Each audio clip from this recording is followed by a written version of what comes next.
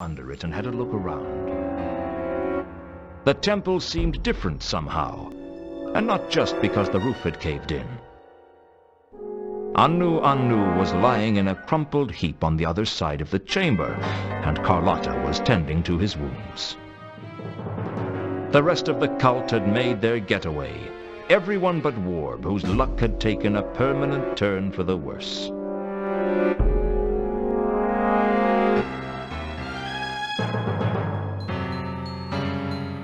It looked as if part of the ceiling had rearranged most of Warb's head. The only thing of interest on Warb's body was the charm bracelet, and I didn't want to take that back. I only hope he got some good luck out of it before his final payoff came. Maybe I should have warned him. Maybe he got what he deserved. Who was I to judge?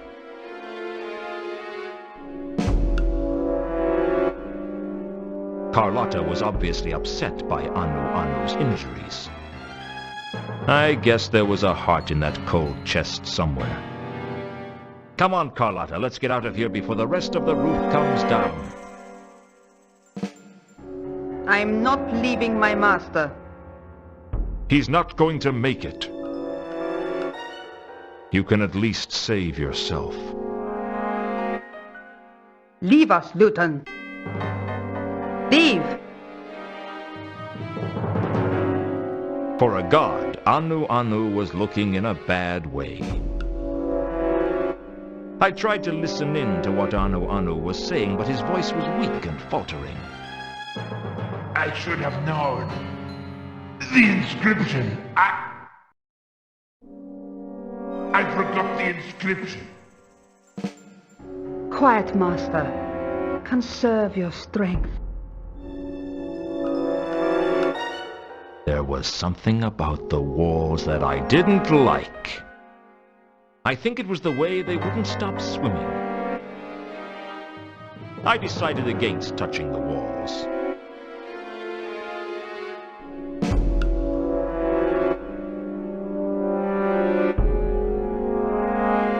An inscription had appeared on the wall. Maybe it had been there all the time and I just couldn't read it. I wasn't sure.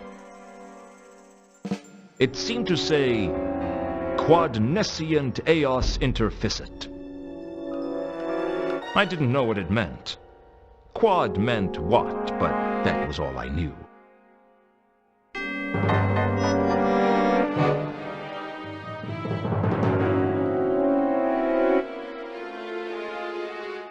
Sometimes I wondered if these ancient temples were designed to fall in on themselves at dramatic moments.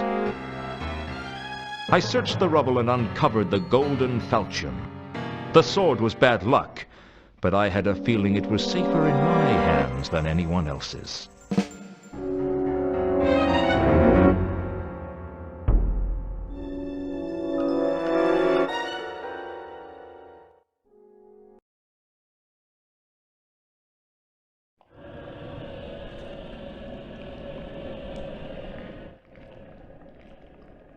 The terrified cultist was obviously in pain and finding it hard to walk. He wasn't going anywhere.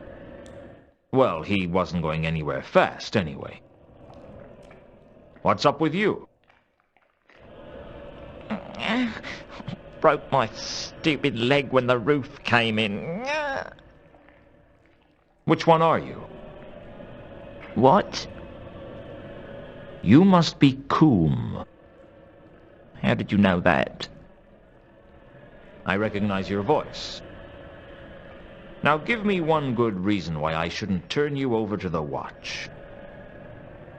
Please, don't. I didn't think I was doing anything wrong. It was just a little fun, you know? Secret meetings and plots for world domination. I mean, it's intoxicating. Well, now it's blown up in your face, and at least one member of your cult is dead. Who was it? Warb. He had a disagreement with a large block of stone.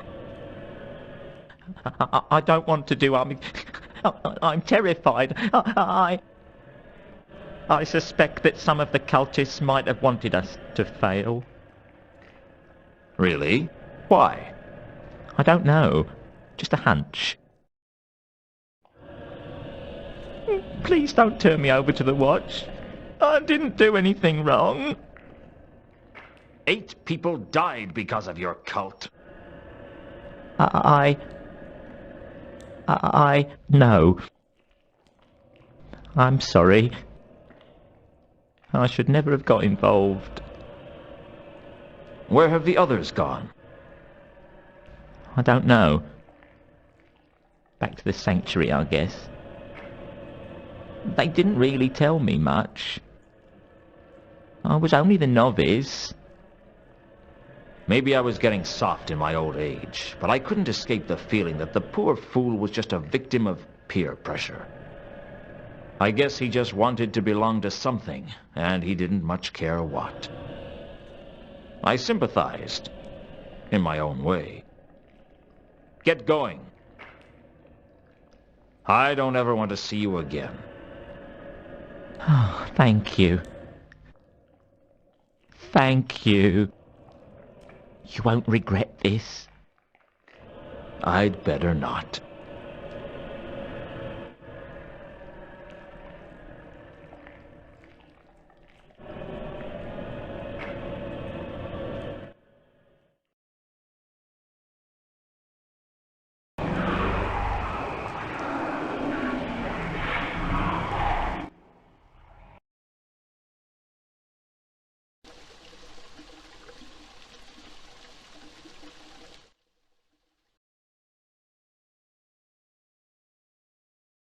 I don't know exactly what I hoped to learn from the sanctuary, but I went anyway. Maybe I was hoping that all the cultists would be as easily intimidated as Coombe. I was wrong. You're very sharp, Mr. Lewton. You've done a very sharp thing. Maybe even sharp enough to cut your own throat. You must be Kondo. I'm flattered. How did you know? I recognize your voice. You tried to kill me with that crossbow once before. It's silver-tipped before you get any heroic ideas. The dark sect isn't as sloppy as the cult of Anu. A cult within a cult. We couldn't believe our luck. Mooncarve and Therma were looking for people to join their cult, and they actually wanted to summon Nyarlathotep. Can you believe that? Do you have any idea how rare it is that someone wants to summon the laddering horror for anything other than wreaking havoc and destruction? Who's we? Oh, no, it's not that easy. Do you think I'm the overconfident villain who reveals his whole plot to the hero shortly before placing you in an overly complex life-or-death situation that... It might make life easier if you were. Real life isn't like the clickies, Lewton. The good guys don't always win. What makes you think I'm the good guy? I don't care what side you're on, Lewton. All I care about is that we are victorious and that everything is destroyed. I just don't understand why anyone would want to destroy the whole of creation. If you want to die, why not just kill yourself? I'm going to achieve something with my life, Lewton. Something that no one will ever forget. Everyone's going to be dead. No one is going to remember anything. And that's an achievement no one else can claim. You're insane. That's what my psychiatrist said. I had to kill him too. He knew too much, just like you. Some people say that when you're about to die, your life flashes before your eyes. For me, the world seemed to go into slow motion. I told you, Lewton, the good guys don't always win. Very true, but they try much harder. I'm dead, aren't I? Am I going to spend eternity suffering in the pits of hell for what I've done? If that's what you want. Oh, I can't believe I'm not going to find out how all this ends, after all the work I put into it. It's never fun being taken off a project you've worked hard on. That's the last time I get so involved in my work. How right you are. When I came to, I wasn't sure if I was dead or alive. That seemed to be happening to me a lot. Hello again. Have you come for me? No. I was just passing through and I thought it would be polite to say hello. Isn't that what you're supposed to do with acquaintances? If you want to scare them to death. Sorry. I'm not good in social situations. It must be hard to fit in when you're a 7-foot-tall skeleton with a scythe. I'll see you later. That doesn't fill me with confidence. That, I'm afraid, is your problem.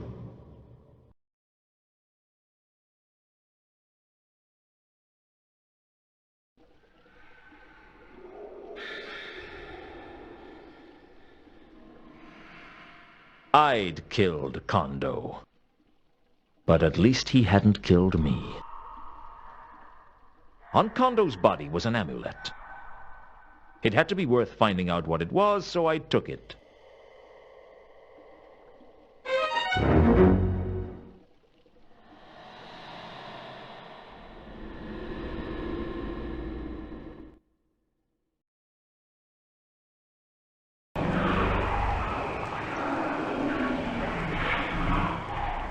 When I went back to the mansion, the butler had some grim news for me. The Count had shuffled off his mortal coil in the recent disc quake. He was sleeping the big sleep, pushing up daisies. Basically, he was dead. Fortunately, he'd left provisions for me in his will. He'd pay my way to the end of the case, and more importantly, he was allowing me to continue to use the library. Well, what did it matter to him who used the library now he was gone? When you're dead, you were sleeping the big sleep, and nothing much mattered to you anymore. All the nastiness was behind you. For the rest of us, the nastiness was still all around us, and if I didn't stop that nastiness from crushing us all under its tentacles, we'd all be... Frankly, I didn't think the afterlife would have enough beds.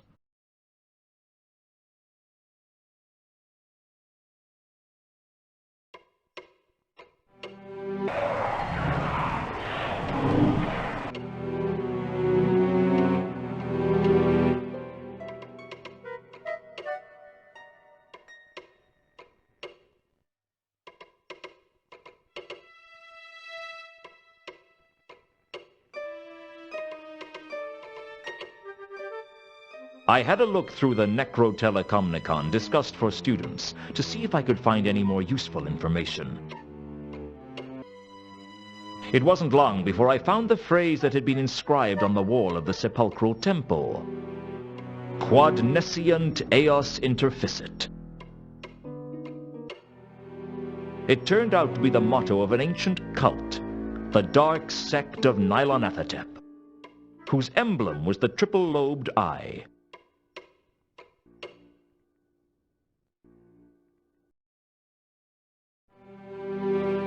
The tome told me a little of the history of the cult. It seems the mad cultists' history of the cult horror had conspired to destroy all creation. But their attempt failed, obviously. And they were believed to have faded into obscurity. I had a suspicion that's exactly what the cult wanted people to think. According to the book, the cult had a sacred artifact. A source of great power known as the Radiant Trapezohedron, which could destroy Nylonathotep or give him dominion over all things, if it fell into his tentacles. There was no description of it or lobed eye.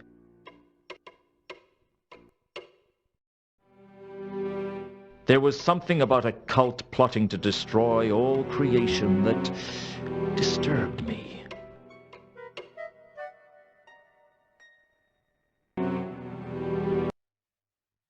I had a feeling you couldn't reason with people like that.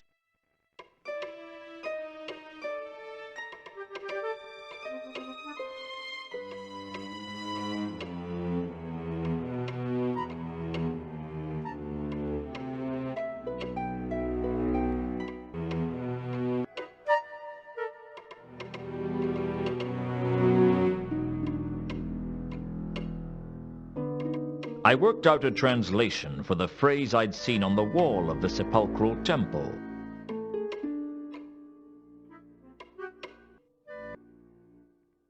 What they don't know will kill them.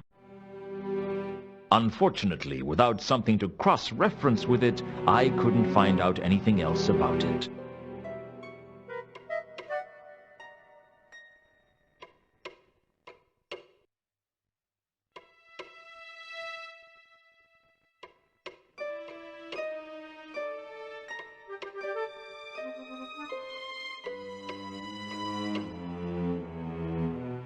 I looked for another reference to the radiant trapezohedron and found it in the Encyclopedia Tennius.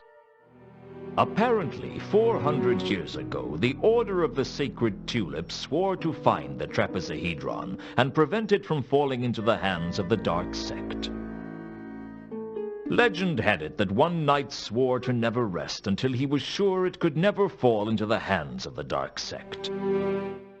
According to the encyclopedia, he eventually found the trapezohedron and brought it to Ankh-Morpork, where he was buried alongside it.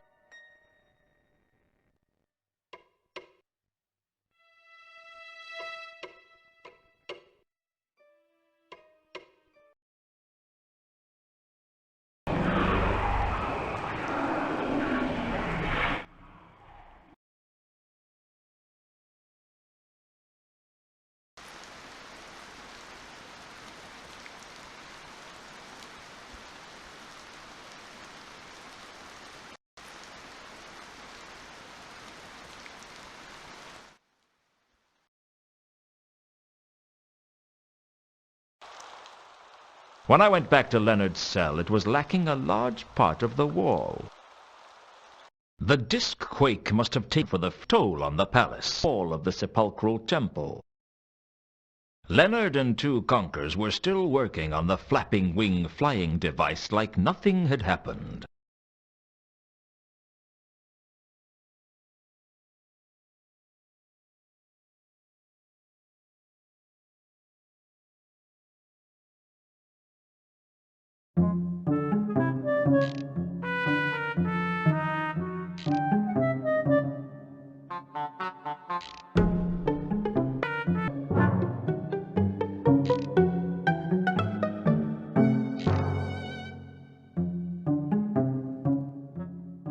Have you heard of the radiant trapezohedron?